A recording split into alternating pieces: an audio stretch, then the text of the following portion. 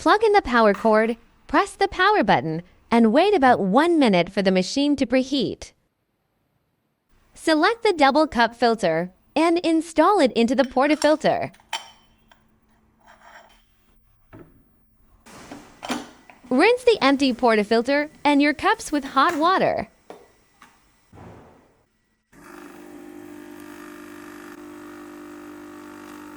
Once preheated, use the measuring spoon to add espresso powder to the portafilter.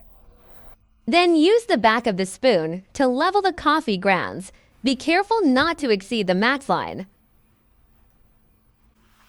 Insert the portafilter into the brewing head.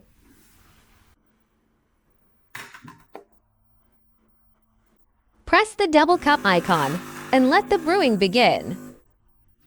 Awaiting extraction completion, perfect espresso is ready.